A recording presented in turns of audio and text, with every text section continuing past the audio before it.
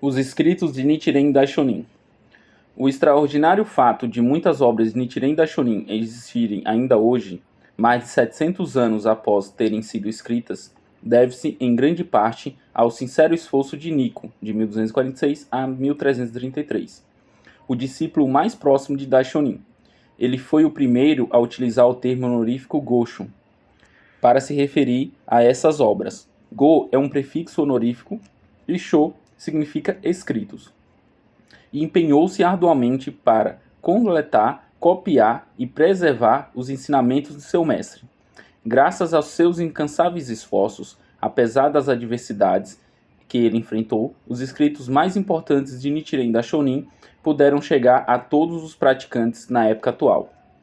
No dia 28 de abril de 1952, para comemorar os 700 anos de aniversário de fundação do budismo Nichiren Daishonin, a Soka Gakkai publicou os escritos num único volume, intitulado Nichiren Daishonin Gosho Zenshu, coletânea dos escritos de Nichiren Daishonin. O plano de publicação foi iniciado por Josei Toda, segundo presidente da Soka Gakkai, e executado sob a supervisão editorial do erudito Nichio Hori, 1867 a 1957.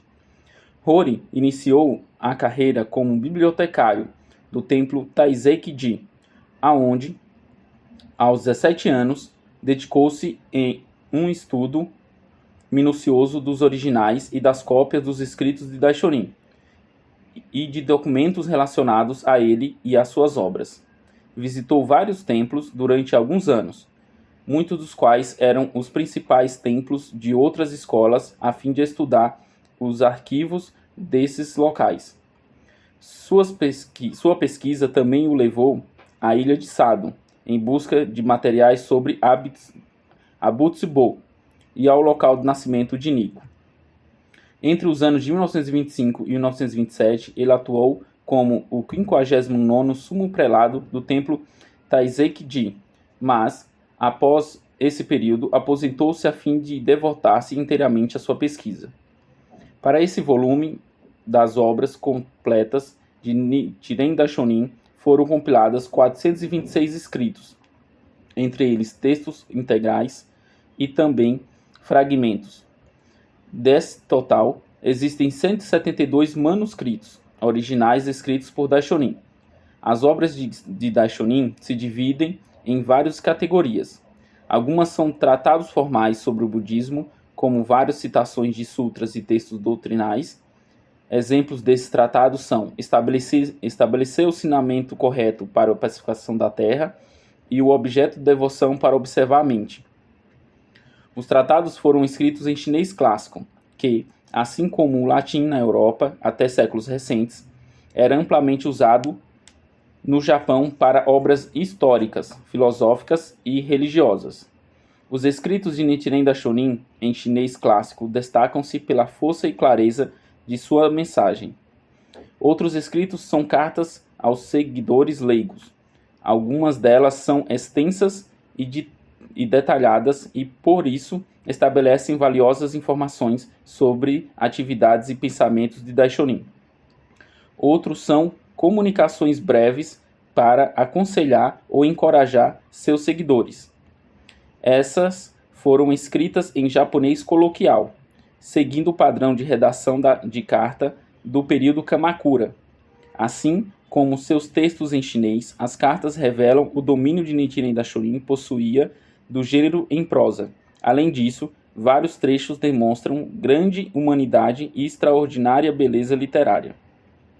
Como os tratados apresentam uma construção bem elaborada e uma exposição lógica, são relativamente fáceis de compreender, embora ocasionalmente apareçam citações cujas fontes ainda necessitem ser identificadas, mas, pelo fato de o chinês clássico ser muito conciso na expressão e os tratados empregarem uma linguagem mais específica, considerou-se conveniente, em alguns casos, expandir a frase do texto original na tradução para facilitar o entendimento. As cartas escritas no estilo mais pessoal apresentam maior dificuldade de interpretação, enquanto os tratados eram documentos formais para serem transmitidos a posteridade, as cartas quase sempre eram comunicados pessoais entre Daishonin e seus seguidores e discípulos. Há certas informações nelas que eram óbvias entre autor e destinatário, por estarem familiarizados com o assunto, mas que, para os seguidores dos dias de hoje, são e continuarão sendo um enigma. Assim, sem pleno conhecimento, as circunstâncias sobre as quais as cartas foram escritas e da identidade do recebedor, o leitor é levado a supor que o texto realmente significa. Em geral, o estilo de correspondência por escrito tende a ser desafiador em qualquer língua, uma vez que se utiliza de expressões polidas e frases convencionais para transmitir nuances sutis de significado. No período Kamakura, o estilo de redação de cartas japonês não é exceção e, além disso, partilha com outras formas de japonês clássico uma tendência à ambiguidade de expressão e ao uso mínimo de pronomes.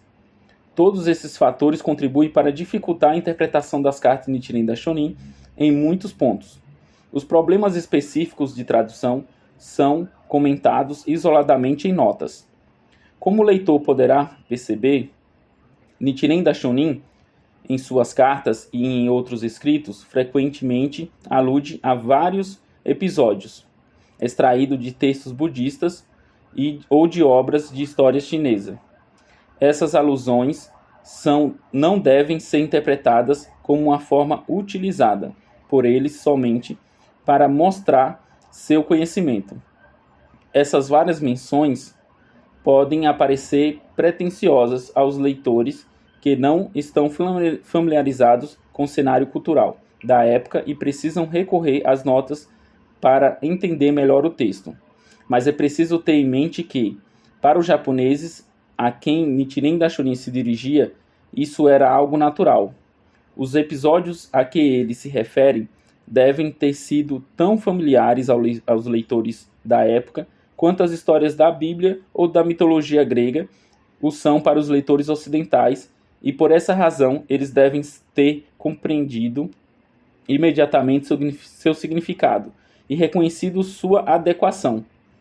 O leitor também poderá observar, apesar de serem raros os casos, que algumas citações dos sutras e de outros escritos budistas aparecem ligeiramente alterados de um escrito para o outro. Na tradução, dessas diferenças foram mantidas exatamente da forma como Daishonin expôs.